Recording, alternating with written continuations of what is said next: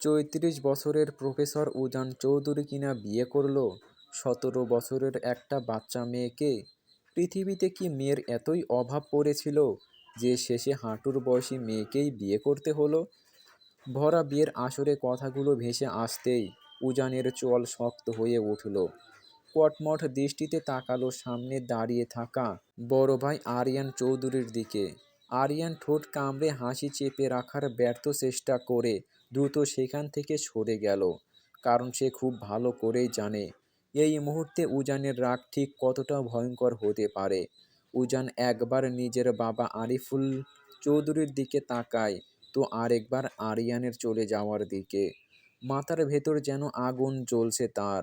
গত ৭-৮ বছর ধরে মানুষটা তাকে বিয়ে করানোর জন্য উঠে পড়ে লেগেছিল, কিন্তু উজান বিয়ে শব্দটাই সহ্য করতে পারত না।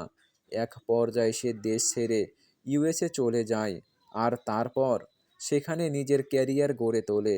বর্তমানে সে আমেরিকায় নামকরা এক বিশ্ববিদ্যালয়ে সম্মানিত প্রফেসর। নিজের জগৎ, নিজের নিয়ম, নিজের স্বাধীনতা নিয়েই বেশ ভালো ছিল। গতকাল হঠাৎ শুনল তার বাবা আরিফুল চৌধুরীর অবস্থা নাকি খুবই গুরুতর। খবরটা শোনার পর আর এক মুহূর্তও দেরি করেননি উজান। দীর্ঘ ৬ বছর পর নিজের জন্মভূমিতে পা রাখে সে, কিন্তু দেশে ফিরতেই বুঝল এখানে তার জন্য অন্য কিছু অপেক্ষা করছিল। অসুস্থ বাবাকে সামনে এনে আবেগ দেখিয়ে এক প্রকার ব্ল্যাকমেল করেই আরিফুল চৌধুরী আর আরিয়ান তাকে বিয়ের আসরে বসিয়ে দিয়েছে।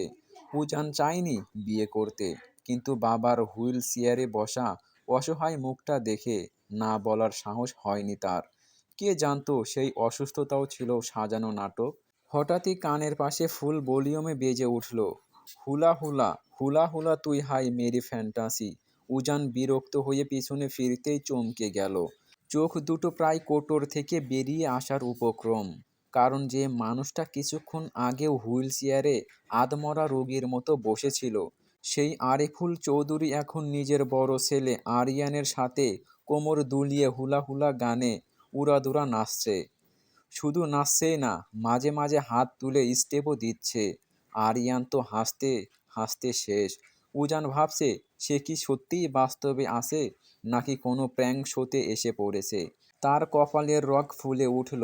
এতক্ষণে বুঝতে আর বাকি রইল না, এই পুরোটাই নাটক, তাকে বিয়ে করানোর জন্য সাজানো হয়েছিল।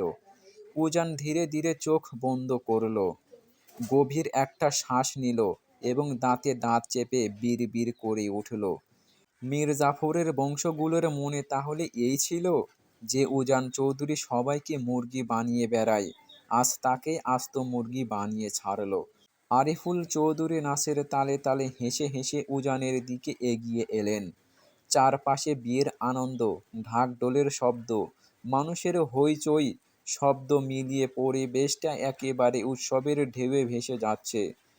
সেই ভিড়ের মাঝেও আরিফুল চৌধুরীর মুখে এক অদ্ভুত শিশুসুলভ উচ্ছ্বাস। তিনি উজানের সামনে এসে দাঁড়িয়ে একগাল হেসে বললেন, বাপ, আয় ৩ বাপ বেটা মিলে ড্যান্স করি। উজান কিছুক্ষণ তাকিয়ে রইল।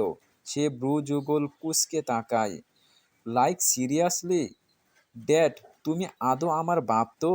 এই কথায় চারপাশের কয়েকজন হালকা হেসে উঠলেও আরিফুল চৌধুরী একদম নির্লিপ্ত। তিনি যেন কথাটাকে একেবারেই সিরিয়াসলি নিলেন না, উল্টো আরও মজা পেয়ে গেলেন।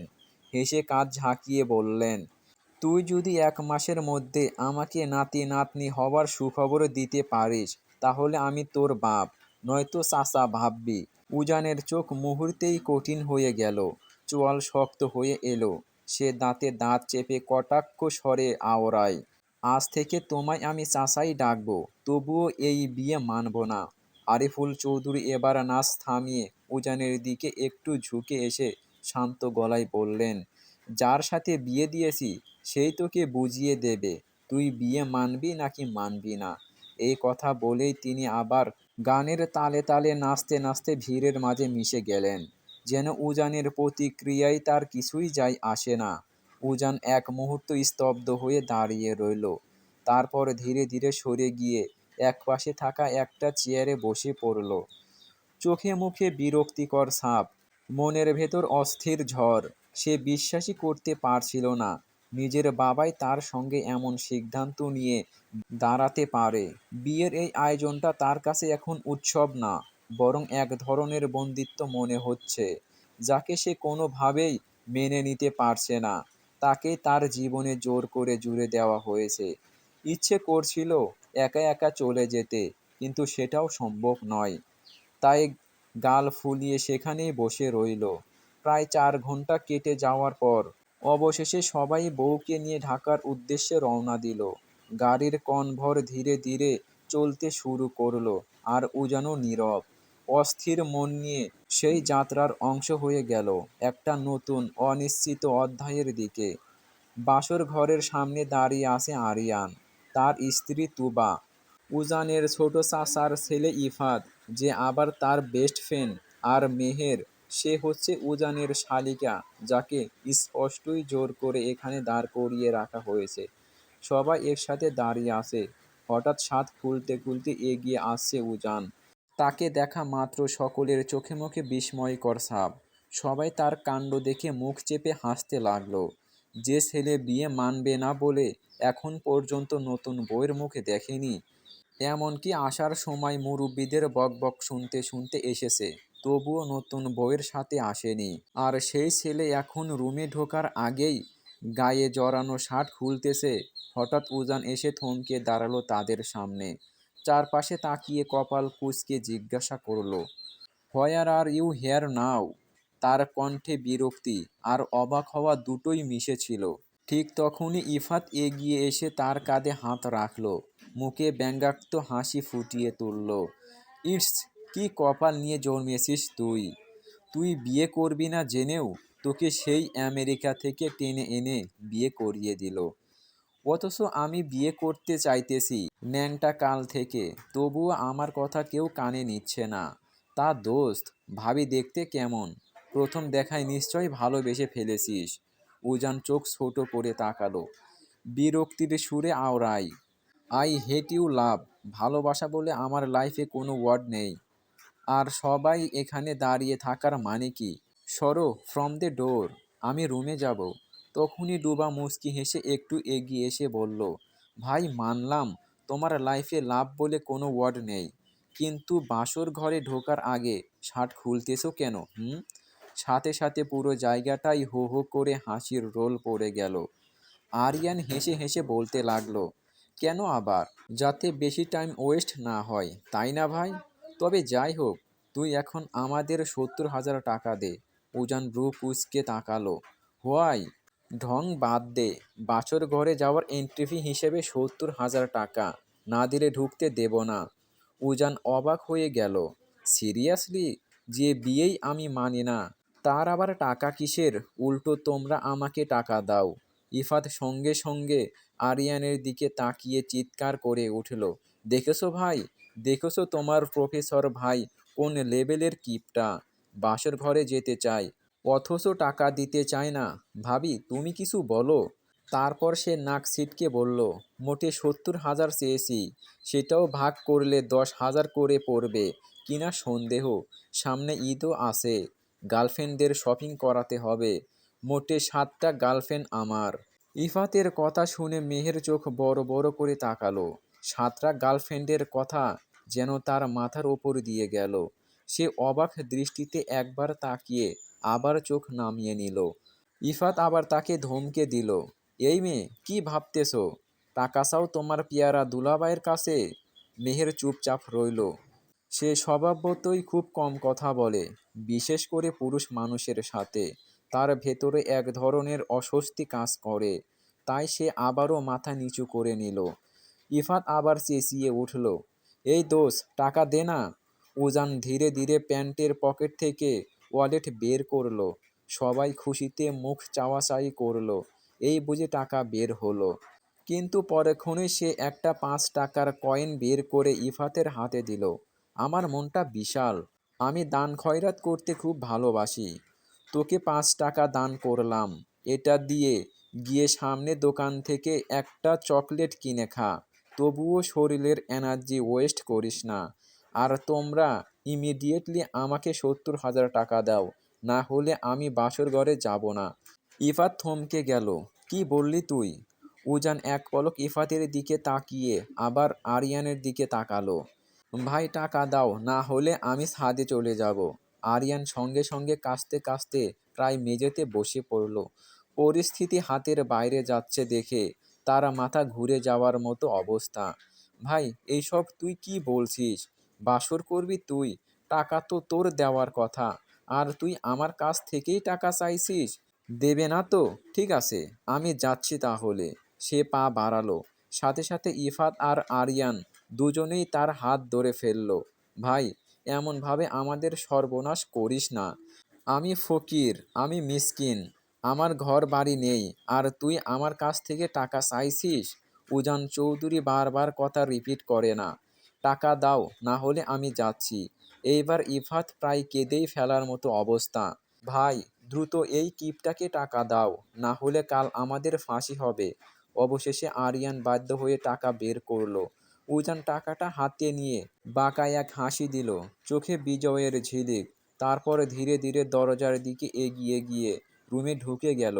রুমের ভেতর ঢুকতেই উজান থমকে গেল। পুরো রুমটা সাজানো রজনীগন্ধা, লাল গোলাপ আর বেলি ফুলে। হালকা সুগন্ধে চারপাশ মোহময় হয়ে আসে। বিছানার চারপাশে ফুলের ঝালর ঝুলছে, মোমবাতির নরম আলো। পুরো পরিবেশটা আরো স্বপ্নময় লাগছে। কিন্তু উজানের চোখ গিয়ে আটকে রইল বিছানার মাঝখানে। ফুলে সজ্জিত খাটে লাল বেনারসি পরে ছোট্ট করে ঘোমটা টেনে বসে আছে একটি পিচ্চি মেয়ে। তাসফিয়া মৌ, উজানের সদ্য বিয়ে করা স্ত্রী। মেয়েটাকে দেখেই তার বিরক্তি আরও বেড়ে গেল। এখন তার বিয়ে করার কোনো ইচ্ছাই তার ছিল না। তার ওপর এই পুচকে মেয়েটাকে। মাস কয়েক আগেই স্কুল শেষ করে কলেজে ভর্তি হয়েছে মেয়েটা। অবশ্য পড়াশোনার প্রতি মৌয়ের খুব একটা আগ্রহ নেই। মেহের না থাকলে হয়তো কলেজেও যেত না। উজান গভীর শ্বাস ফেলল। তারপর গম্ভীর মুখে সামনে এগিয়ে এলো। হঠাৎ পুরুষ কণ্ঠের শব্দে মৌ কেঁপে উঠল। ঠিক তখনই উজান বজ্র কণ্ঠে প্রতিধ্বনিত করে, এই পুচকে মেয়ে, বয়স তো এখনো 18-র নিচে। তাহলে কোন দুঃখে নাচতে নাচতে বিয়ে করে বসলে শুনি? আর শোনো, তোমাকে এই উজান চৌধুরী নিজের ওয়াইফ হিসাবে মানে না। সো আমার থেকে দূরত্ব বজায় রেখে চলবে। আর এটা আমার রুম। একটা জিনিসও যদি এদিক থেকে সেদিক হয় তাহলে কিন্তু মেরে তক্তা বানিয়ে ফেলবো। মাইন্ডেড? ময়ের ভেতর সঙ্গে সঙ্গে আগুন জ্বলে উঠল। ইচ্ছে করছিল এখনই ঘোমটা ফেলে উঠে দুই কথা শুনিয়ে দেয়। কিন্তু আজ বাসর রাত বলে দিদি চাচিরা হাজারবার বুঝিয়েছে প্রথম দিন শান্ত থাকতে হয়। তাই অনেক কষ্টে নিজেকে কন্ট্রোল করলো সে। তবে উজান চৌধুরী নামটা শুনে তার কেমন যেন চেনা চেনা লাগলো। মনে হচ্ছে কোথাও শুনেছে, কিন্তু এই মুহূর্তে কিছুতেই মনে করতে পারছে না। ঠিক তখনই দরজার কাছ থেকে শব্দ হলো। উজান ক্যাবিনেট থেকে একটা বালিশ বের করে হাতে নিল। তারপর দরজার দিকে হাঁটতে হাঁটতে বলে উঠল, পুচকে মেয়ের মতোই থাকবে। কখনো বউয়ের অধিকার ফলাতে আসবে না। কারণ আমি তোমাকে বউ হিসাবে মানি না, আর না এই বিয়েটাকে। কথাটা বলে গট গট করে রুম থেকে বেরিয়ে গেল সে। দরজা বন্ধ হওয়ার শব্দ হতেই মৌ এক টানে ঘোমটা ফেলে দিল। তারপর বিছানা থেকে ধূপ করে নেমে কোমরে হাত রেখে ফুঁসতে ফুঁসতে লাগলো, এ আমি যেন বিয়ে মানার জন্য বসে আছি। বুইড়া বয়সে এত সুন্দর কিউট একটা বউ পেয়ে নিজেকে গর্ভবতী, ও সরি সরি, গর্বিত মনে করবে, তা না উল্টো আমার ওপর রাগ দেখায়। রাতটা যাক, তারপর তোকে বোঝাবো বউ কাকে বলে আর কত প্রকার। বুড়া খাটাস একটা। বাসর রাতে বউকে গিফট না দিয়ে বরং 10টা কথা শুনিয়ে চলে গেল। গিফটের জন্যই তো বিয়ে করতে রাজি হয়েছিলাম। গিফটই যদি না দেয় তাহলে এই শ্যাটার বিয়ে করে লাভটাই কি হলো? সঙ্গে সঙ্গেই নিজের জিভে কামড় দিল মৌ। মুখটা তার বড্ড বেপরোয়া, যখন তখন পেটে যা আসে মুখে বলে ফেলে। আবারও গুটি সুটি মেরে বিছানায় গিয়ে কমফোর্টর মুভি দিয়ে শুয়ে পড়ল। দীর্ঘ সময় ধরে এপাশ ওপাশ করল, বিছানার চাদর খামচে ধরল, বালিশটা উল্টে পাল্টে নিল, কিন্তু চোখে কিছুতেই ঘুম ধরা দিল না। বিরক্তি হয়ে আবারও উঠে বসল মৌ। এবার 2 হাত দিয়ে শক্ত করে পেটটা চেপে ধরল সে। প্রচণ্ড খিদে পেয়েছে। খিদের চোটে পেটের ভেতর যেন এক ডজন ইঁদুর কুস্তিরত করছে। সকাল থেকে রাগে, অভিমানে আর জেদের বশে দানা পানি কিছু মুখে তোলেনি। নিজের জেদ এখন নিজের পেটের ওপর এসে বোমার মতো ফেটেছে। ক্ষুধার্ত বাঘিনীর মতো পুরো রুমে এদিক ওদিক পায়চারি করলো মৌ। তৃষ্ণা মেটাতে এক নাগাড়ে 2 গ্লাস পানিও গিলে ফেলল। তবুও পেটের ভেতর খিদের আগুন বিন্দুমাত্র কমল না। উজানের মা কয়েকবার সাধাসাধি করেছিল খাওয়ার জন্য, কিন্তু মৌ তখন কায়দা দেখাতে গিয়ে মুখ বাঁকিয়ে বলেছিল, আমার খিদে নেই। এখন সেই কায়দার 12টা বেজে গেছে। অবশেষে আর সহ্য করতে না পেরে পেটের দায়ে চোরের মতো চুপি চুপি নিজের রুমের দরজাটা খুলল সে। করিডোরে এদিক ওদিক তাকিয়ে দেখল মৌ, কাউকে চোখে পড়ল না। ব্যাস, আর পায় কে? খুশিতে ডগমগ হয়ে নাচতে নাচতে সিঁড়ি বেয়ে নামতে লাগলো সে। 2বার পায়ে শাড়ি জড়িয়ে হোঁচট খেতে খেতেও কোনো মতে দেয়াল ধরে বেঁচে গেল। ড্রয়িং রুমে এসে থমকে দাঁড়ালো সে। চারদিক একদম নিঝুম, সবাই গভীর ঘুমে আসন্ন। পরিবেশ অনুকূল দেখেই মৌ নিজের মনেই ফিসফিসিয়ে বিড়বিড় করে উঠল, যাহ শালি, শ্বশুর বাড়ি পা দিতে না দিতেই চোরের মতো মাঝরাতে রান্নাঘরে হানা দিচ্ছিস? ছি ছি। এই না না, আমি চুরি একদমই করছি না। এই বাড়িটা কার? আমার শ্বশুরের। আর শ্বশুর বাড়ি মানেই তো এটা আমারও বাড়ি। সেই হিসাবে মাঝরাতে রান্নাঘর ওলট পালট করে সব খেয়ে ফেলার পূর্ণ অধিকার আমার আছে। মৌ, তুই আজ বেশি বেশি করে খা। পারলে তোর ওই খিটখিটে খড়খড়ে জামাইয়ের মাথাটাও চিবিয়ে খেয়ে ফেল। মনের আনন্দে গুনগুন করতে করতে কিচেন রুমে ঢুকলো মৌ, কিন্তু সুইচ টিপে আলো জ্বলাতেই তার মুখটা শুকিয়ে চুন হয়ে গেল। এত বড় কিচেন রুম, অথচ চটজলদি মুখে তোলার মতো তৈরি কোনো খাবারই তার চোখে পড়ছে না। খিদের তাড়নায় মাথা ঘুরছিল তার। খাবার খুঁজতে খুঁজতে পুরো কিচেন রুমে এক চক্কর দিয়ে যখন সে প্রায় ক্লান্ত, কিন্তু তখনই তার চোখ পড়ল কোণার বিশাল ডাবল ডোরের ফ্রিজটার দিকে। আশার আলো দেখে মৌ দ্রুত গিয়ে ফ্রিজের দরজাটা খুলল, আর খুলেই তার চোখ ছানাবড়া। ভেতরে বাহারি রকমের ফলমূল, মিষ্টি আর ডেজার্ট সাজানো। তবে অত শত রাজকীয় খাবারের দিকে না তাকিয়ে মৌয়ের নজর গেল একটু আগে শাশুড়ি আম্মা যে খাবারের প্লেটটা তাকে দিতে চেয়েছিলেন সেটার দিকে। প্লেটের ওপর ঢাকা দেওয়া ছিল। ঢাকনা তুলতেই মৌয়ের মনটা জুড়ে গেল। আস্ত একটা chicken leg piece. Chicken leg piece মৌয়ের বারবারই মারাত্মক দুর্বল। বাপের বাড়িতে এই লেগ পিস নিয়ে কত যুদ্ধ হয়েছে। মেহেরের ভাগের লেগ পিসটাও সে কতবার পটিয়ে পাটিয়ে নিজের পাতে তুলে নিয়েছে। তার ইয়েত্তা নেই। খুশিতে মৌয়ের চোখ চকচক করে উঠল। খাবারের প্লেটটা হাতে নিয়ে ডাইনিং টেবিল পর্যন্ত যাওয়ার পর তোর সইল না তার। কিচেন রুমের মেঝেতেই ধপাস করে বসে পড়ল সে। তারপর কোনো রাজকীয় ভাব্যতার তোয়াক্কা না করে 2 হাত লাগিয়ে তৃপ্তি করে চিকেন আর ভাত সাবার করতে লাগলো। খাওয়া শেষ করে একটা স্বস্তি পেল মৌ। নিজের বাপের বাড়ি হলে হয়তো প্লেটটা এখানেই ফেলে রেখে চলে যেত, কিন্তু আজ আর সেই রিস্ক নিল না। নতুন শাশুড়ি বলে কথা, প্লেটটা যত্ন করে ধুয়ে একদম নির্দিষ্ট স্থানে উপরি করে রেখে দিল। তারপর তৃপ্তি করে 1 গ্লাস পানি খেয়ে যেই না ঘুরে দাঁড়িয়েছে, ঠিক তখনই উপরের সিঁড়ি বেয়ে নামছিল উজান। চোখে মুখে তার রাজ্যের বিরক্তি আর ক্লান্তি মাখানো। নিজের এসি রুম আর নরম বিছানা ছাড়া উজানের অন্য কোথাও মোটেও ঘুম হয় না। অথচ আজ এই আপদ মেয়েটার চক্করে তাকে নিজের রুম ছেড়ে পুরো বাড়ি টই টই করতে হচ্ছে সামান্য একটু ঘুমের আশায়। একটু আগে ছাদে গিয়েছিল ঠান্ডা বাতাসে ঘুমাতে, কিন্তু সেখানকার মশার দল কামড়ে তার পিঠের চামড়া তুলে ফেলার দশা করেছে। অতিষ্ঠ হয়ে শেষমেশ ড্রয়িং রুমের সোফাটায় ঘুমানোর উদ্দেশ্যে নিচে নামছিল সে। হঠাৎ কিচেন রুমের খোলা দরজার দিকে তাকাতেই উজানের পা দুটো জমে গেল। আবছা আলো আঁধারিতে দেখা যাচ্ছে একটা ছায়া মানব দাঁড়িয়ে আছে, যে পুরো কিচেন রুম জুড়ে সন্দেহজনকভাবে ঘুরে বেড়াচ্ছে। মাঝরাতে এই বিশাল বাড়িতে চোর ঢোকার আশঙ্কায় উজানের গায়ের লোম খাড়া হয়ে গেল। চোরটাকে সাইজ করার জন্য সে নিজের ভেতরের সবটুকু সাহস সঞ্চয় করলো। তারপর পা টিপে টিপে বিড়ালের মতো নিঃশব্দে কিচেন রুমের দিকে এগোতে লাগলো। মনে মনে উজান আওড়ালো, উজান চৌধুরীর বাসায় চুরি, এত বড় সাহস! দাঁড়া বেটা চোর, আজ তোর একদিন কি আমার যে কয়দিন লাগে, তোকে আজ মেরেই তক্তা বানাবো। উজান আর এক মুহূর্ত সময় নষ্ট না করে পেছন থেকে আচমকা ঝাঁপিয়ে পড়ল। মৌ কিছু বুঝে ওঠার আগেই উজান তার শক্ত হাত দিয়ে মৌয়ের মুখ চেপে ধরল। আকস্মিক এই হামলায় মৌয়ের জান প্রায় কবজ হবার দশা।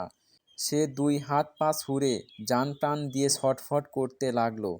কিন্তু জিমনেশিয়ামে যাওয়া উজানের পেশিবহুল হাতের শক্তির কাছে সে নিছক এক পুতুল।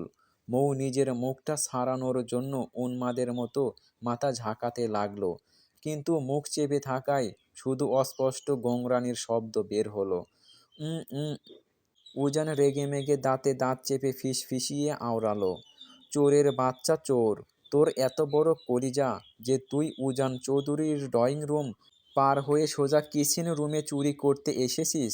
আজ তোকে মেরে তক্তা বানিয়ে ফেলবো। ইফাত, ভাইয়া কই তোমরা? কথাটা শেষ করার আগেই চোরকে বাগে আনতে উজান নিজের ডান পা দিয়ে মৌয়ের পায়ে একটা জোরদার ট্যাং মারল।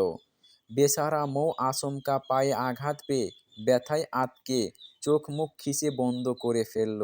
নিজেকে ছাড়ানোর আপ্রাণ চেষ্টা করেও যখন দেখল কোনো লাভ হচ্ছে না, তখন উজান আরও বেশি গলা ফাটিয়ে চিৎকার জুড়ে দিল, আম্মু আব্বু তাড়াতাড়ি নিচে আসো, দেখে যাও, আমাদের কিচেন রুমে চোর ঢুকেছে, চোর চোর চোর!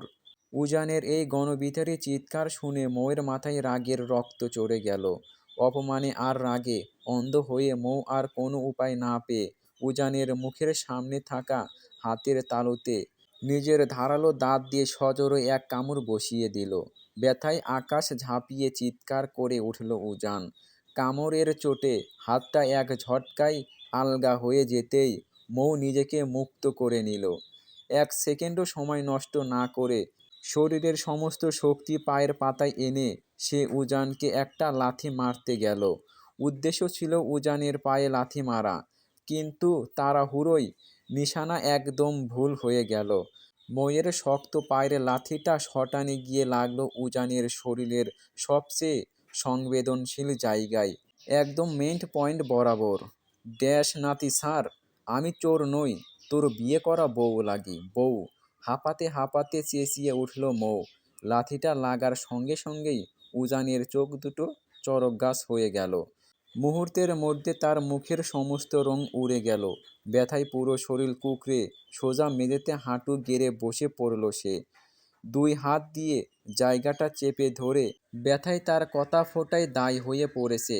এতক্ষণে মগজে আলো ঢুকলো তার, যাকে সে এতক্ষণ চোরের বাচ্চা চোর বলে উত্তম মাধ্যম দিচ্ছিল, সে অন্য কেউ নয়, এই বিকেলেই ধুমধাম করে বিয়ে করে আনা তার অর্ধাঙ্গিনী। উজান ব্যথায় নীল হয়ে আহত ও করুণ কণ্ঠে মরণ আর্তনাদ করে উঠল, মাবুদ গো, এই মেয়ে আমার জীবনে লাল বাতি জ্বালিয়ে দিল, আপন বউকে পাওয়ার আগেই আমার বংশ নির্বংশ করে দিল। এই খাসচুন্নি মেয়েকে তোমার কাছে তুলে নাও। সঙ্গে সঙ্গেই আবারও উজানের পায়ে সজোরে একটা লাথি বসালো মৌ। মাথা নিচু করে দুহাতে কোমর গুজে কর্কশ গলায় চেঁচিয়ে উঠল, গোলামের পুতের শখ কত দেখো, পীড়িত করে বাচ্চা কাচ্চা পয়দা করতে পারলাম না, আর এই বুড়ো খবিশ বলছে আমাকে তুলে নিতে, তোকে তো! বলতে বলতেই মৌ উজানের মুখের দিকে তাকিয়ে একদম স্তব্ধ হয়ে গেল।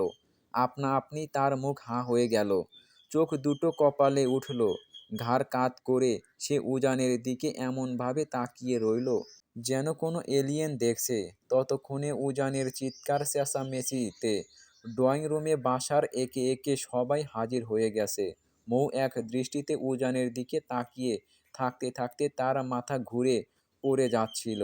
ঠিক তখনই মেহের দৌড়ে এসে তাকে পেছন থেকে ধরে ফেলল।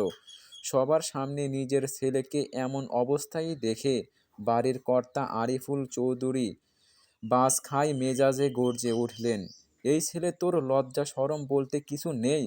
তোদের জন্য বাসর ঘর সুন্দর করে সাজিয়ে দেওয়া হলো, আর তুই সেখানে না থেকে মাঝখানে চোর চোর বলে চিৎকার করে পুরো ড্রয়িং রুম মাথায় তুলছিস। চেলা কাঠের বাড়ি খাওয়ার খুব শখ হয়েছে তাই না? চুপচাপ বৌমাকে নিয়ে নিজের রুমে যা। বাবার কথা শুনে উজান ব্যথায় দাঁতে দাঁত পিষে গর্জে উঠল। আমার লজ্জা নেই না? তোমার ওই আদরের বৌমাকে একবার জিজ্ঞেস করো ও এইমাত্র আমার সাথে কি কি করেছে। এই পুচকে বিড়ালের বাচ্চার লজ্জার লও নেই। মুখের ভাষার কি ছিরি! একটা আস্ত ইডিয়েট। আরিফুল চৌধুরী ছেলেকে থামিয়ে দিয়ে বললেন, তুই একদম চুপ কর। আমার বৌমা এক্কেবারে লক্ষ্মী ও ভালো আছে। তুই নিজে খারাপ, তোর 14 গোষ্ঠী খারাপ। বাবার মুখে নিজের বংশের বদনাম শুনে উজান কপালে হাত দিয়ে বিড়বিড় করল, লে হালুয়া! নিজের গোষ্ঠীকে খারাপ বলতে যার একটুও দ্বিধা হয় না, অথচ এই বজ্জাত বৌমাকে কিচ্ছু বলা যাবে না। পৃথিবীর 1 নম্বর পক্ষপাতী শ্বশুর তুমিই হবে ড্যাড। আরিফুল চৌধুরী কাঁচুমাচু হয়ে খানিকটা ভাব নিয়ে বললেন, তা অবশ্য ঠিক, কিন্তু তুই চোর চোর বলে এভাবে চিৎকার করছিলি কেন? আগে সেটা বল। ঠিক তখনই ইফাত পা টিপে টিপে উজানের কানের কাছে গিয়ে ফিসফিস করে বলল, দোষ সব বুঝলাম, কিন্তু তুই বাসর ঘরে রোমান্স না করে মাঝরাতে এখানে এসে এভাবে টাইম ওয়েস্ট কেন করছিস? আমি তোর জায়গায় হলে তো এতক্ষণে তোকে চাচা বানানোর প্ল্যানিং করা শুরু করে দিতাম। ইফাতের এই রসিকতায় উজান রক্তচক্ষু মেলে তাকাতেই ইফাত ভয়ে গুটিয়ে গেল। দ্রুত সেই জায়গা ত্যাগ করে সে আরিয়ানের পাশে গিয়ে দাঁড়ালো। উজান আগের মতোই চোখ মুখ শক্ত করে বাবার প্রশ্নের উত্তর দিল, কেন চিৎকার করছিলাম? এই পুচকে বিড়ালের বাচ্চাকে জিজ্ঞাসা করো। মাঝরাতে চোরের মতো পুরো বাসা জুড়ে ঘুরে বেড়াচ্ছে এখানে সেখানে। আমি যেই চোর ভেবে ওকে ধরতে গিয়েছি ঠিক তখনই ও আমার বংশের বাতিতে লাথি মেরে দিয়েছে। আচমকা রাগের মাথায় মুখ ফসকে একদম খাঁটি সত্য কথাটি বের হয়ে আসায় উজান দ্রুত নিজের মুখ চেপে ধরল। কিন্তু ততক্ষণে যা হওয়ার হয়ে গেছে। তার এমন অদ্ভুত উত্তর শুনে আরিয়ান, ইফাত, তুবা সহ মেহেরও আরও নিজেদের সামলাতে পারল না। সবাই খিলখিল করে হেসে উঠল। হাসির শব্দের মাঝে ইফাত হঠাৎ ঘাড় বাঁকিয়ে মেহেরের দিকে তাকালো। মেয়েটা এই বাড়িতে আসার পর থেকে একটুও হাসেনি, সারাক্ষণ মুখ গোমড়া করেছিল। কিন্তু এখন তার মুখের এই খিলখিল হাসিটা এক কথায় মাশাআল্লাহ, দেখতে বড্ড সুন্দর লাগছে। আচমকা ইফাতের গভীর চোখের দিকে নজর পড়তেই মেহেরের হাসি চট করে থেমে গেল। সে দ্রুত চোখ নামিয়ে মাটির দিকে তাকিয়ে রইল। ততক্ষণে আরিয়ান নিজের নাক ছিটকে উজানকে টিটকারি মেরে বলল, ভাই তোর বংশের বাতি এখনও ঠিকঠাক আছে নাকি লাথি মেরে সোজা চাঁদের দেশে চলে গিয়েছে? আরিয়ানের এই কথাটি বলার সঙ্গে সঙ্গেই পুরো ড্রয়িং রুম জুড়ে হাসির রোল পড়ে গেল। বাড়ির সবাই এই কাণ্ড দেখে ব্যথায় নীল হয়ে যাওয়া উজান একদম তাজ্জব বনে গেল। আর এদিকে এত কিছু ঘটে যাওয়ার পরেও মৌ এখনও মন্ত্রমুগ্ধর মতো লোভাতুর দৃষ্টিতে উজানের দিকে তাকিয়েছিল। তার এভাবে তাকিয়ে থাকার আসল কারণ ড্রয়িং রুমের বাকিরা না বুঝলেও মেহের কিন্তু ঠিকই বুঝতে পেরেছিল। মৌয়ের এই অস্বাভাবিক আর হাবাতের মতো চাহনিতে উজান নিজেই বেশ বিরক্ত হলো। সে চরম গম্ভীর স্বরে আওড়ালো, এই স্টুপিড, ওভাবে হাঁ করে তাকিয়ে আছো কেন? মৌ এবার চট করে মেহেরের দিকে তাকিয়ে চোখ দুটো সরু করে ফিসফিসিয়ে বলল, জানু, আমি কি সত্যি ঠিক দেখছি রে? এই বুড়ো খবিশ, ওহ সরি, টমেটো, ধুর, এই প্রফেসর সাহেব আমার আসল বর? মেহের মনে মনে নিঃশব্দে হাসল। এই পাগল মেয়েটার কথার ধরন এমন কেন? তার কারণ মেহেরের সবচেয়ে ভালো আর কেউ জানে না। সে মৌয়ের দিকে তাকিয়ে আলতো করে মাথা নাড়িয়ে হ্যাঁ বলতেই মৌ খুশিতে এক্কেবারে উৎফুল্ল হয়ে শূন্যে লাফিয়ে উঠল। জানো জানো জানো, আমার 207 নাম্বার ক্রাশ এখন আমার নিজের বর। আব্বাজান শেষমেশ আমার এই ক্রাশটার সাথেই আমার বিয়ে দিয়েছে। ইয়াহু! এখন তো আমার খুশিতে নাগিন ড্যান্স দিতে ইচ্ছে করছে। নাগিন নাগিন, এই বলেই মৌ কারো তোয়াক্কা না করে নিজের মনে গুনগুন করে গান গাইতে গাইতে ড্রয়িং রুমের মাঝখানেই কোমর দুলিয়ে নাচতে লাগলো। তার এই অভাবনীয় কাণ্ড দেখে বাড়ির সবার চোখ চড়ক গাছ। সবাই বিস্ময়কর দৃষ্টিতে এই নতুন বইয়ের দিকে তাকিয়ে আছে। কেউ ঠিক করে ঘটনা বুঝে উঠতে পারছে না। পাত্র না দেখেই এক প্রকার জেদ আর অভিমান করে উজানকে বিয়ে করতে রাজি হয়েছিল মৌ। তার বাবা বিয়ের আগে বারবার ছেলের ছবি দেখতে বললেও সে রাগে দেখেনি। আর মেহের সবটা জেনে শুনেও মৌকে একটা বিশাল সারপ্রাইজ দেওয়ার জন্য সত্যটা গোপন রেখেছিল। উজানকে মৌ প্রায় 2 বছর ধরে চেনে, তবে সামনাসামনি চেনা নয়। ফেসবুকে উজানের একটা ড্যাশিং ছবি দেখেই সে তার ওপর মারাত্মক ক্রাশ খেয়েছিল। আর উজানের ওপর ক্রাশ খাওয়ার সংখ্যা ছিল ঠিক 275 নম্বর। দিনে যে কত শত জনের প্রতি মৌ ক্রাশ খায় তার হিসাব সে নিজেও জানে না। তবে বাকিদের নিয়ে সে মোটেও সিরিয়াস না হলেও উজান ছিল সম্পূর্ণ ভিন্ন।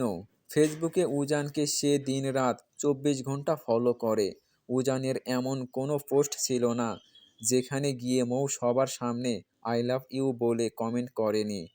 কোনো মেয়ে যদি ভুল করেও উজানের ছবিতে একটা লাভ ইমোজি বা প্রশংসার কমেন্ট করত, মৌ ডিরেক্ট সেই মেয়ের ইনবক্সে গিয়ে চুলোচুলি আর ঝগড়া বাঁধিয়ে দিত। এই দীর্ঘ 2 বছরে উজানের সাথে তার মাত্র কয়েকবারে কথা হয়েছিল, যখন উজান বিরক্ত হয়ে টেক্সট করেছিল কেন মৌ সবার সাথে ঝগড়া করে। এরপর মৌ শত শত মেসেজ দিলেও উজান আর কোনো দিন তা সিন পর্যন্ত করেনি। মৌ এখনও মনের সুখে নেচেই চলেছে। মেহের তাকে টেনে ধরে থামানোর আপ্রাণ চেষ্টা করে ফিসফিসিয়ে বলল, মৌ প্লিজ, এবার থাম বোন। সবাই হাঁ করে দেখছে তোকে। দেখুক, তাতে আমার কি। ফাইনালি আমি আমার 275 নম্বর কাজকে পার্মানেন্টলি পেয়ে গিয়েছি। আজ আমি নাচবই। মৌ এতটাই এক্সাইটেড যে পাশে দাঁড়িয়ে থাকা আরিফুল চৌধুরী উরফে নিজের শ্বশুরের হাতটা খপ করে ধরে গোল হয়ে নাচতে শুরু করলো এবং সাথে তাল মিলিয়ে গাইতে লাগলো, জুম্বা চলে দুম্বা চলে উজানের নানি খেতার তলে, মুলা খাইয়া বোমা মারে লা লা লা লা। নতুন বইয়ের মুখে এমন এমন অখাদ্য আর অদ্ভুত মার্কার গান শুনে উজান হার্ট অ্যাটাক হওয়ার দশা। সে নিজের বাবা মায়ের দিকে চরম কটমট দৃষ্টিতে তাকিয়ে রইল। উজান বরাবরই খুব গম্ভীর আর কম কথার মানুষ, অথচ এই আজব বিয়ের চক্করে পড়ে আজ এক রাতেই তাকে জীবনের সবচেয়ে বেশি কথা বলতে হয়েছে। ছেলের এই রাগান্বিত আর থমথমে ফেস দেখে মা মৌসুমী চৌধুরী একটু ভয় পেয়ে এগিয়ে এলেন এবং সান্ত্বনার সুরে বললেন, বাবা, এমন করে রাগ নিয়ে তাকাচ্ছিস কেন? মেয়েটা কিন্তু মনে মনে অনেক ভালো রে। ভালো মাইফুট, একটা পাবনা পাগলা গারদ থেকে পালিয়ে আসা বিড়ালের বাচ্চার সাথে তোমরা আমাকে ধরে বেঁধে বিয়ে দিয়েছো। সে নিজে তো আস্ত একটা পাগল, সাথে আমাকেও আজ রাতারাতি পাগল বানিয়ে ছাড়বে। আসার সাথে সাথে আমার নানির গোষ্ঠীর উদ্ধার করে ছাড়লো। ডিসগাস্টিং। এই স্টুপিড মেয়ে যেন ভুলেও আজ আমার রুমে না আসে। Got it. বলেই উজান চরম রাগে গজগজ করতে করতে বড় বড় পা ফেলে নিজের রুমের দিকে চলে গেল। উজান চলে যাওয়ার কিছুক্ষণ পর ময়ের নাচের ভূত মাথা থেকে নামলো। সে চারদিকে তাকিয়ে উজানকে না দেখে গলা ছেড়ে চেঁচিয়ে উঠল, শ্বশুর আব্বা, আমার হ্যান্ডসাম প্রফেসর সাহেব কই গেল? আরিফুল চৌধুরী ততক্ষণে ময়ের এই ঝড়ো হাওয়ার পাল্লায় পড়ে একেবারে হাঁপিয়ে উঠেছেন। তিনি ধপাস করে সোফায় বসে পড়ে নিজের কপাল মুছতে লাগলেন। মৌ এবার সোজা শাশুড়ি মৌসুমী চৌধুরীর সামনে গিয়ে দাঁড়িয়ে কোমর বাঁকিয়ে বলল, এই শাশুড়ি আম্মা, আমার বরটা হুট করে কই পালালো? মেহের এবার আর সহ্য করতে না পেরে এক প্রকার জোর করেই টেনে মৌকে আড়ালে নিয়ে গেল। দাঁতে দাঁত চেপে কণ্ঠস্বর যতটা সম্ভব নিচু করে ধমকের সুরে বলল, বোন, তুই এইসব কি বলছিস? মাথা ঠিক আছে তোর? এটা আমাদের বা ফুপিদের বাসা নয়, এটা তোর শ্বশুর বাড়ি। প্লিজ, তোর এই বাচ্চামো এবার বন্ধ কর। আমি বুঝতে পারছি তুই তোর ক্রাশকে বর হিসেবে পেয়ে কতটা হ্যাপি, কিন্তু তোর এই অদ্ভুত কাণ্ড কারখানা দেখে বাড়ির সবাই তোকে অলরেডি পাগল ভাবতে শুরু করেছে। আর এত বড়বড় করতে হবে না। সে নিজের রুমে গেছে। এখন তুইও সোজা নিজের রুমে গিয়ে চুপচাপ ঘুমিয়ে পড়। আর একটা কথাও যেন তোর মুখ থেকে না বের হয়। মেহেরের এমন বাঘা আর রাগী দৃষ্টি দেখে মৌ এবার কিছুটা দমে গেল। সে নিজের ঠোঁট কামড়ে একটা কিউট হাসি দিল। তারপর ভারী বেনারসি শাড়িটা দুহাতে আলতো করে উঁচু করে ধরে সিঁড়ি বেয়ে উপরে উঠতে উঠতে পেছনে ফিরে চেঁচিয়ে বলল, শাশুড়ি আম্মা, মেনি মেনি থ্যাঙ্কস আপনার এই ড্যাশিং হ্যান্ডসাম ছেলেকে আমার কপালে জুটিয়ে দেওয়ার জন্য। কাল সকালে আমার আব্বাজানকে ফোন দিয়ে একটু বলে দিয়েন তার মেয়ে এই বিয়েতে বেজায় খুশি হয়েছে। আব্বাজানকে মন থেকে একরাশ আই লাভ ইউ। আর এক মুহূর্তেও সেখানে দেরি করল না মৌ। বরের রুমে যাওয়ার জন্য শাড়ি সামলে এক দৌড় সিঁড়ি বেয়ে উপরে চলে গেল।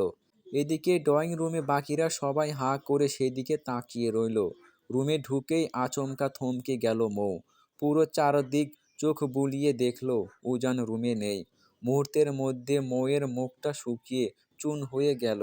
সে ভাবল, ড্রয়িং রুমে ওই তুল কালাম কাণ্ডের পর রাগ করে উজান হয়তো আবারও রুম ছেড়ে অন্য কোথাও চলে গিয়েছে।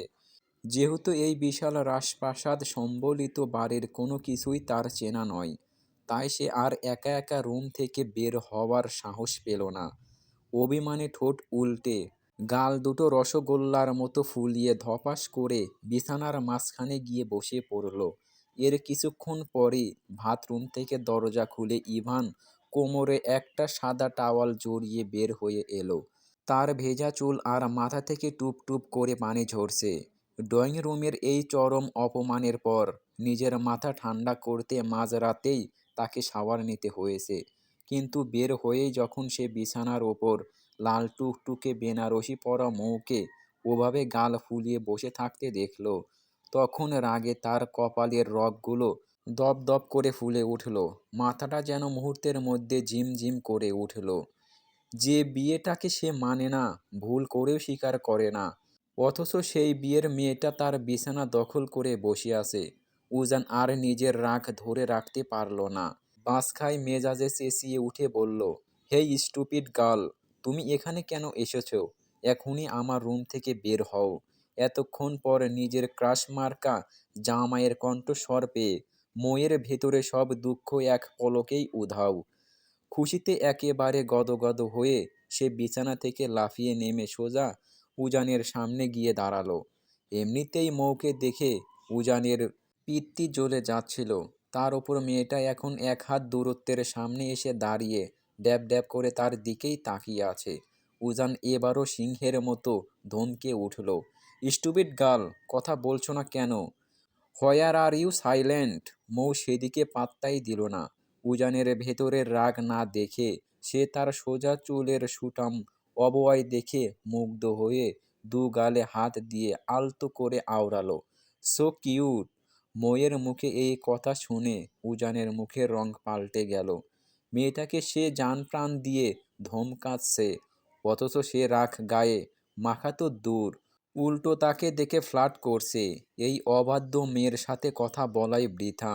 উজান নিজের বিরক্তি চেপে ধরে নিজেই একপাশ হয়ে সরে দাঁড়ালো। এই ডান পিঠে মেয়েটার চক্করে মাঝরাতে তাকে ঠান্ডা পানিতে শাওয়ার নিতে হয়েছে। সে আর নতুন করে ঝগড়া করে এনার্জি নষ্ট করতে চায় না। সে ক্যাবিনেট থেকে দ্রুত একটা ব্ল্যাক টি শার্ট বের করে গায়ে জড়িয়ে নিল। কিন্তু মৌ এখনও মন্ত্রমুগ্ধের মতো তার দিকে তাকিয়েই আছে। হঠাৎ করে সে ঘোর কাটিয়ে উজান নিজের রুমের ভেতর যেদিকে পা বাড়ায়, মৌ ঠিক ছায়ার মতো তার পিছু পিছু সেদিকেই যায়। উজান ডানে গেলে মৌ ডানে যায়, উজান বামে গেলে মৌ বাঁয়ে। তা দেখে রাগে একেবারে বোম ফাটল উজানের। সে ঝট করে পেছনে ফিরে কটমট করে তাকিয়ে গর্জে উঠল, ইডিয়েটের মতো আমার পিছু পিছু ঘুরছো কেন? প্রবলেম কি তোমার? মৌ শাড়ির আঁচলটা আঙ্গুলে পেঁচাতে পেঁচাতে একগাল হেসে বলল, আরে ক্রাশ বর, আপনি এখনো আমাকে চিনতে পারছেন না? আমি মৌ, মৌ, তাসফিয়া মৌ, যে আপনাকে ফেসবুকে রোজ কম হলেও 100টা করে মেসেজ পাঠাতাম। ভুলেই গেলেন আমায়? কথাটা কান দিয়ে মগজে পৌঁছাতেই উজান যেন আকাশ থেকে পড়ল। সে চোখ দুটো সরু করে ঘাড় বাঁকিয়ে দেখল, মৌকে উপর থেকে নিচ পর্যন্ত খুঁটিয়ে খুঁটিয়ে দেখে নিজের কপাল চাপড়ে দাঁতে দাঁত পিষে বলল, শেষমেশ একটা স্টুপিড গালি আমার কপালে জুটল। তোমার ওই পাগলামির জন্য ফ্রেন্ড সার্কেলের কারো সাথে আমি লজ্জায় কথা বলতে পারি না।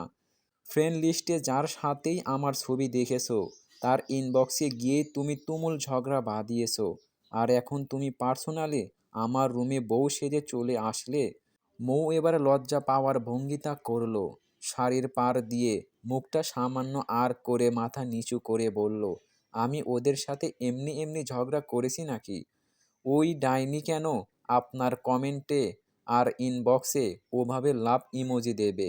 আমার ক্রাশের দিকে অন্য কেউ তাকাবে, এটা আমি বেঁচে থাকতে হতে দেব না। ময়ের লজিক শুনে উজান নিজের চুলে মুঠি টেনে ধরে চিৎকার করে বলল, জাস্ট শ্যাট আপ। ব্যাস, বরের ধমক শুনে মৌ লক্ষ্মী মেয়ের মতো চট করে নিজের ঠোঁটের ওপর আঙুল দিয়ে মুখ বন্ধ করে ফেলল। উজান নিজের মাথা চেপে ধরে একটু শান্তির খোঁজে বেলকনির দিকে গেল, কিন্তু কপাল খারাপ হলে যা হয়, সেখানে গিয়েও বিপদ তার পিছু ছাড়ল না। মৌ ঠিক ছায়ার মতো সেখানেও তার পিছনে এসে হাজির হলো। উজান এবার চরম গম্ভীর স্বরে দুই হাত বুকের কাছে গুটিয়ে আওড়ায়, why are you following me again? মৌ মুখে আঙুল রেখেই চোখ দুটো বড় বড় করে বলল, আপনি কত সুন্দর। উজান রাগে ফুঁসতে ফুঁসতে গর্জন তুলল, এক থাপ্পড় দিয়ে তোমার সব কটা দাঁত ভেঙে দেব। বয়স কত তোমার, হ্যাঁ? কোন ক্লাসে পড়ো? মৌ নিজের বুক টান টান করে বেশ দেমাকের সাথে উত্তর দিল, আমার বয়স 17, ইন্টার ফার্স্ট ইয়ারে পড়ি। উজানের চোখ জোড়া এবার কপালে উঠল। সে তাচ্ছিল্যের সুরে বলল, পুচকে একটা মেয়ে। মৌ নিজের কোমর দুই হাত দিয়ে ধরে মুখটা বাঁকিয়ে তেজ দেখিয়ে প্রতিধ্বনিত করে বলল, আমি মোটেও পুচকে নই, আমি অনেক বড় হয়েছি। উজান সরু চোখে তাকিয়ে জিজ্ঞেস করলো, তা দেখেই তো বুঝতে পারছি। তা কোন গ্রুপে নিয়েছো? মৌ খানিকটা ভান নিয়ে উত্তর দিল, এটা আবার কেউ জিজ্ঞেস করে নাকি? আমি খুবই ইন্টেলিজেন্ট স্টুডেন্ট, তাই সায়েন্স নিয়েছি। তাহলে নিউটনের প্রথম সূত্রটা বলো। মৌ যেন আকাশ থেকে পড়ল। পড়াশোনায় সে বরাবরই ডাব্বা, তবুও সে সায়েন্স ছাড়া কোনোটি নেবে না, তাই কলেজে গিয়েও সায়েন্স নিয়েছে। সে পদার্থ বিজ্ঞান কেন, শুধু বিজ্ঞান পড়তে গিয়েও দাঁত ভেঙে যাওয়ার উপক্রম, আর এই লোকটা তাকে নিউটনের সূত্র ধরেছে, ভাবা যায়? মৌ উপরে তাকিয়ে দুই হাত দিয়ে মোনাজাত ধরে বলতে লাগলো, মাবুদ, তুমি আমাকে কোন জালিমের হাতে তুলে দিলে? বাসর রাতে রোমান্স না করে কোন দেশের ইবলিশ শয়তানের সূত্র বলতে বলেছে? এর থেকে তুমি আমায় তুলে নাও। উজান আড়ালে মুচকি হাসল। মেয়েটার ওপর সে চরম বিরক্তও হচ্ছে, আবার তার এমন পাগলাটে কথাবার্তায় না হেসেও পারছে না। ঠিক তখনই মৌ নিজের ঠোঁট টিপে ধরে ফিসফিসিয়ে হাসতে হাসতে আচমকা বলে উঠল, আই লাভ ইউ প্রফেসর সাহেব। হুট করে এমন বান শুনে উজান খক খক করে কাশতে শুরু করলো। নিজের হ্যান্ডসাম লুক আর প্রফেশনের কারণে জীবনে সে মেয়েদের কাছ থেকে অনেক প্রপোজাল পেয়েছে সত্যি, কিন্তু বাসর রাতে ওভাবে মুখের ওপর হুটহাট কেউ প্রপোজ করতে পারে তা তার জানা ছিল না। তার ওপর এই পিচ্চি মেয়েটার বয়স তার চেয়ে প্রায় অর্ধেক। উজান ভাবল, এখন যদি সে একটুও স্বাভাবিকভাবে কথা বলে তবে এই অবাধ্য মেয়েটা মাথায় উঠে নাচবে। তাই সে নিজের নাক ছিটকে চরম রাগান্বিত কণ্ঠে ধমকে উঠল, চুপ করো ইডিয়েট। নাক টিপলে যার দুধ বের হয় সে কিনা ভালোবাসি বলে? শোনো মেয়ে, পিচ্চি পিচ্চির মতো থাকবে, নয়তো বাসর রাতে ম্যাথ করাবো। এতক্ষণ সব ঠিকঠাকই ছিল, কিন্তু এই গভীর রাতে রোমাঞ্চের বদলে হুট করে ম্যাথের কথা শুনে ময়ের মাথায় যেন আকাশ ভেঙে পড়ল। গণিতের নাম শুনলেই তার গায়ে জ্বর আসে। সে দ্রুত নিজের সব কটা দাঁত কেলিয়ে একটা কাঁচুমাচু হাসি দিয়ে বলল, এই না না, আমি তো জাস্ট এমনিই ইয়ার্কি করেছি, ম্যাথ করতে যাব কোন দুঃখে। তবে মৌ নিজের কথা শেষ করার আগেই উজান গট গট করে পা ফেলে সোজা রুমের ভেতর চলে গেল। মৌ বাহিরে দাঁড়িয়ে মুখটা বাঁকিয়ে নিজের মনেই বিড়বিড় করে উঠল, খবিশ একটা, শিয়ালের সামনে আস্ত একটা মুরগি ঘুরঘুর করছে, অথচ তার চোখে পড়ছে না। যেদিন নিজে পীড়িত করতে আমার পেছনে ঘুরঘুর করবে, সেদিন তোকে লাথি মেরে সোজা উগান্ডায় পাঠিয়ে দেব। উজানের পিছু পিছু মৌ রুমে ঢুকলো।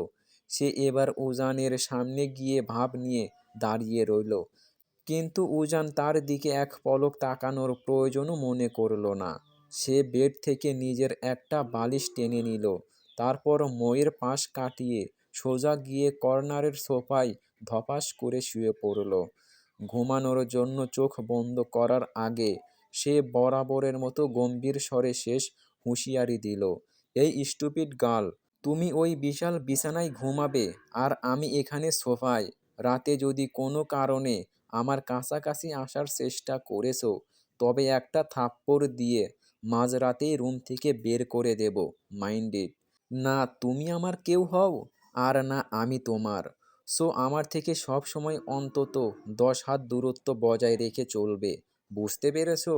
মৌ উজানের দিকে মুখটা কুঁচকে এক বিশ্রী ভেংচি কাটল, কিন্তু উজান হুট করে চোখ খুলে যেই না তার দিকে একটা রাগী দৃষ্টি নিক্ষেপ করল। মৌ আর এক সেকেন্ডও সেখানে দাঁড়ালো না। সে এক দৌড়ে বিছানায় গিয়ে কমফোর্টটা সারা গায়ে জড়িয়ে নিল। সারাদিনের ধকলের পর বিছানার নরম স্পর্শ পেতেই মৌ মুহূর্তের মধ্যে গভীর ঘুমের দেশে তলিয়ে গেল। ভোরের মৃদু আলো এসে চোখে মুখে পড়তেই বিরক্তি নিয়ে ঝট করে চোখ বন্ধ করে নিল উজান। 2 হাত দিয়ে শক্ত করে মাথাটা চেপে ধরল সে। মাথাটা ভীষণ ব্যথা করছে। ঠিক তখনই শরীরের ওপর কেমন যেন একটা অতিরিক্ত ভার অনুভব করল উজান। চোখ মেলে সামনে তাকাতেই সে চমকে উঠল। তার হৃদস্পন্দন যেন এক সেকেন্ডের জন্য থমকে গেল। সামনে একই দৃশ্য, মৌ তাকে নিজের বুকের সাথে লেপ্টে ধরে 2 হাতে শক্ত করে জড়িয়ে ধরে পরম শান্তিতে ঘুমাচ্ছে। সোফায় এক চিলতে জায়গাতে মেয়েটা কখন যে এসে তার ওপর এভাবে ঘুমিয়ে আসে উজান টেরই পায়নি। রাগে উজানের ফর্সা মুখ মুহূর্তের মধ্যে লাল হয়ে গেল। সে বিদ্যুৎ গতিতে মৌকে নিজের ওপর থেকে ধাক্কা দিয়ে ফেলে দিয়ে সোফা থেকে উঠে দাঁড়ালো। হুট করে ঘুমের ঘোরে এমন অতর্কিত ধাক্কা পাওয়ায় ঘুমন্ত মৌয়ের পুরো ব্যাপারটা বুঝতে বেশ খানিকটা বেগ পেতে হলো। সোফা থেকে শটান মেঝেতে পড়ে গিয়ে ব্যথায় কুঁকড়ে উঠল সে। শাড়ির আঁচলটা একপাশে লুটিয়ে পড়েছে। মৌ নিজের কোমরটা চেপে ধরে ঠোঁট ফুলিয়ে উজানের রাগান্বিত মুখের দিকে তাকিয়ে রইল। ভোর হতে না হতেই লোকটার কাছ থেকে এমন অমানবিক আচরণ পেতে হবে তা সে স্বপ্নেও কল্পনা করেনি। মৌ কোনো রকমে টাল সামলে সোজা হয়ে দাঁড়ানোর চেষ্টা করল, তবে চোখ থেকে এখনও ঘুমের রেশ কাটেনি। তন্দ্রাচ্ছন্ন অবস্থায় সে আবারও মাথা ঘুরে পড়ে যেতে নিলে উজান এবার নিজের অজান্তেই বিদ্যুতের গতিতে এগিয়ে গিয়ে তার কোমর ধরে তাকে সামলে নিল। পরক্ষণেই নিজের হাত সরিয়ে নিয়ে বরাবরের মতো বাঁশখাই মেজাজে চেঁচিয়ে উঠল, এই বেয়াদব মেয়ে, সোজা হয়ে দাঁড়াও। আর তুমি কোন সাহসে মাঝরাতে আমার বুকের ওপর এসে শুয়েছিলে? হ্যাঁ, কাল রাতেই তোমাকে কড়া ওয়ার্নিং দিয়েছিলাম না যে ভুলেও আমাকে টাচ করবে না? উজানের এমন ধমকের চোটে ময়ের চোখের সব ঘুম এক নিমেষেই করপূর্বের মতো উড়ে গেল। সে নিজের শাড়িটা টেনে টুনে কোনো মতে জড়সড় হয়ে দাঁড়িয়ে রইল। তার চোখে একরাশ নির্বাক দৃষ্টি। সোফা থেকে আচমকা শক্ত মেঝেতে ফেলে দেওয়ার কারণে তার কোমরে বেশ চোট লেগেছে, প্রচণ্ড ব্যথা করছে।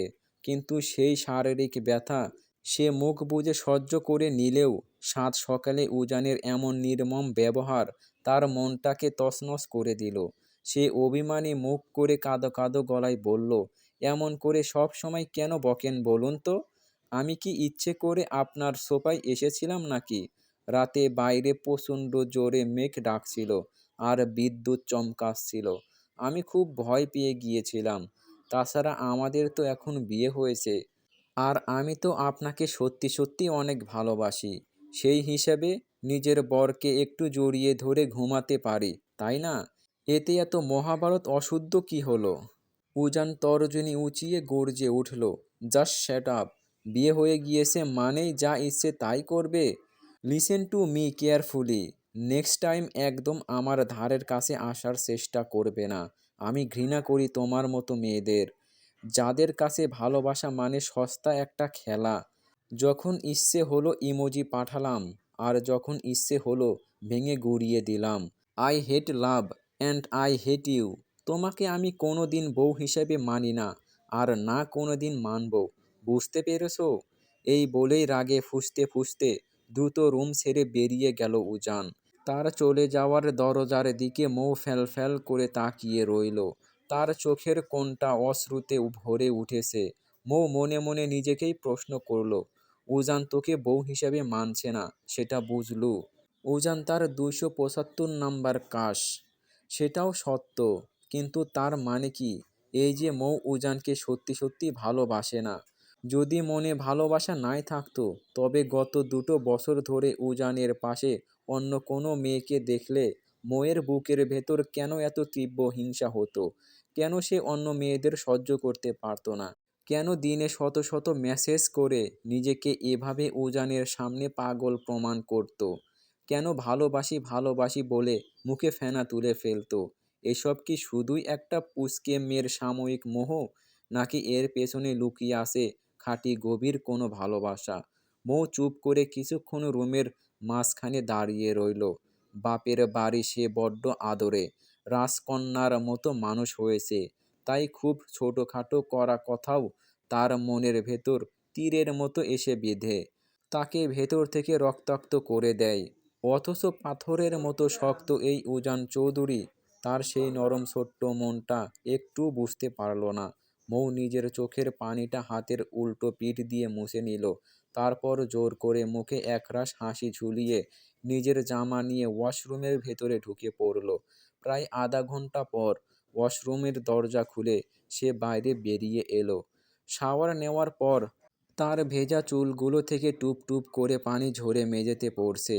সে ড্রেসিং টেবিলের সামনে এসে দাঁড়িয়ে নিজের চুল আঁচড়ানোর জন্য, কিন্তু কিছুতেই তা গুছিয়ে উঠতে পারল না। চুলগুলো তার কোমর অবধি সরানো, ঘন কালো কৃষ্ণচূড়ার মতো লম্বা। লম্বা চুল মৌয়ের নিজের খুব একটা পছন্দ নয়, আর সে নিজে কখনো নিজের চুল বাঁধতেও পারে না। বাপের বাড়িতে তার চুলের সব রকম যত্ন মেহের আর তার ফুফাতো ভাই সাব্বির নিয়ে থাকে। সাব্বির, মেহের আর মৌ একই কলেজে পড়াশোনা করে, যেখানে সাব্বির মাস্টার্স ফাইনাল ইয়ারের স্টুডেন্ট। অভিভাবকের মতো এই দুই পিচ্চি বোনকে সব সময় চোখে চোখে আগলে রাখাই সাব্বিরের প্রধান কাজ। মৌ নিজের অবাধ্য চুল কিছুতেই ঠিক করতে না পেরে চিরুনিটা ছুঁড়ে ফেলে বিছানায় ধপাস করে বসে পড়ল। ঠিক এর কিছুক্ষণ পরেই উজান গম্ভীর মুখে রুমে ঢুকলো। মৌকে ওভাবে চুপচাপ শান্ত হয়ে বিছানায় বসে থাকতে দেখে উজানের জোড়া ভ্রু কুঁচকে গেল। মেয়েটার তো একটুও শান্ত হয়ে বসে থাকার কথা নয়। যে মেয়ে শ্বশুর বাড়িতে পা দিতে না দিতেই মাঝরাতে এত বড় তুল কালাম কাণ্ড ঘটিয়ে বসে থাকে, সে অন্তত এতটা শান্ত থাকার পাত্রী নয়। উজান মৌয়ের দিকে আর মনোযোগ না দিয়ে নিজের মতো করে রেডি হতে লাগলো। একটা অফ হোয়াইট শার্ট পরে সে বাইরে যাওয়ার জন্য একদম প্রস্তুত। হঠাৎ করেই মৌ বিছানা থেকে উঠে সোজা উজানের সামনে গিয়ে গাল ফুলিয়ে দাঁড়ালো। তবে এবার আর উজান রেগে গেল না, বরং তার চোখ মুখে শান্ত রূপ দেখে বেশ শীতল ও নিচু স্বরে জিজ্ঞেস করলো, কি চাই তোমার? মৌ চোখের পলক না ফেলেই বলল, আমার তো জীবনভর শুধু আপনাকেই চাই। তবে এখন শুধু আমার এই ভেজা চুলগুলো একটু আঁচড়ে দেবেন প্লিজ। আমি নিজে চুল আঁচড়াতে পারি না। উজানের চোখ জোড়া কপালে উঠল। হোয়াট? এত বড় হয়েছেও অথচ এখনো নিজের চুল আঁচড়াতে পারো না? মৌ মুখটা একটু বাঁকিয়ে নিল। কই বড় হলাম? আপনি তো আমায় সব সময় পুচকে আর বিড়ালের বাচ্চা ভাবেন। তাহলে আমার চুলগুলো একটু ঠিক করে দিন না প্লিজ। আমি মেহেরের কাছেই যেতাম, তবে আমার মিষ্টি বোনটা এখন একটু আরাম করে ঘুমাচ্ছে, তাই রাখতে ইচ্ছে হলো না। আর জানেন, আমার বোনটা গত 5 বছর ধরে একটা রাতও ঠিক করে ঘুমাতে পারে না। ঘুমাতে গেলে সেই কালো অন্ধকার দিনটার কথা ওর বারবার মনে পড়ে যায়। তখন ও ভেতরে ভেতরে বড্ড কষ্ট পায়, কিন্তু বাইরে কাউকে নিজের কষ্টটা বুঝতে দেয় না। সেই অভিশপ্ত অন্ধকার দিনটার জন্যই মেহের একধারে নিজের বাবাকে হারালো, আর তার কিছুদিন পরেই নিজের মাকেও হারিয়ে পুরোপুরি একা হয়ে গেল। আমার জানুটা আগে এমন চুপচাপ ছিল না জানেন। ও আগে কত দুষ্টুমি করতো, সারাক্ষণ হাসতো। কিন্তু সময়ের সাথে সাথে ওর জীবনের সব আনন্দ বদলে গিয়েছে। আমার সেই পুরনো জানুটা আর আগের মতো নেই। কথাগুলো বলতে বলতে মইয়ের চোখ বেয়ে আপনা আপনি দু ফোঁটা নোনা জল গড়িয়ে গাল বেয়ে গড়িয়ে পড়ল। মইয়ের কথা শুনে উজানের মনটা কেমন যেন খসখস করে উঠল। সে নিজেও বিয়ে বাড়ি থেকে লক্ষ্য করেছে, মেহের মেয়েটা ভীষণ চুপচাপ স্বভাবের, কারো সাথে খুব একটা কথা বলে না, সব সময় একটা দূরত্ব বজায় রাখে। তাকে আর ইফাতকে দেখলে তো মেয়েটা সোজা 10 হাত দূর দিয়ে হেঁটে চলে যায়। কিন্তু কেন এমন করে তা উজান নিজেও জানতো না। বিয়ের দিন যখন সবাই আলো আর বাজনার মাঝে আনন্দ করছিল, তখন মেহেরকে সে ছাদের এক কোণায় একা একা বসে হাঁটুতে মুখ গুজে নিঃশব্দে কান্না করতে দেখেছিল। উজান তখন মেহেরের কাছে গিয়ে কান্নার কারণ জিজ্ঞেস করলেও মেহের তাকে এড়িয়ে গিয়ে একটাও কথা বলেনি। হঠাৎ উজান কৌতূহল সামলাতে না পেরে নিচু গলায় জিজ্ঞেস করলো, কি এমন হয়েছিল মেহেরের লাইফে? উজানের প্রশ্নে মইয়ের এবার ঘোর কাটল। সে বুঝতে পারল আবেগের বশে সে মেহেরের গোপন কষ্টের কথা মুখ ফসকে বলে ফেলেছে। সে উজানের দিকে এক পলক তাকিয়ে তড়িঘড়ি করে মাথা নাড়িয়ে বলল, না মানে কিছু না। উজান বুঝতে পারল মৌ সেই অন্ধকার দিনের কথা আর বিস্তারিত বলতে চায় না, তাই সে আর জড়াজড়ি করল না। তবে সে আলতো করে মইয়ের হাত ধরে তাকে ড্রেসিং টেবিলের সামনে এনে দাঁড় করালো। টেবিল থেকে হেয়ার ড্রায়ারটা হাতে নিয়ে সে পরম যত্নে মইয়ের ভেজা চুলগুলো শুকিয়ে দিতে লাগলো। মৃদু বাতাসে মইয়ের অবাধ্য চুলগুলো বারবার উড়ে এসে উজানের মুখে আছড়ে পড়ছিল।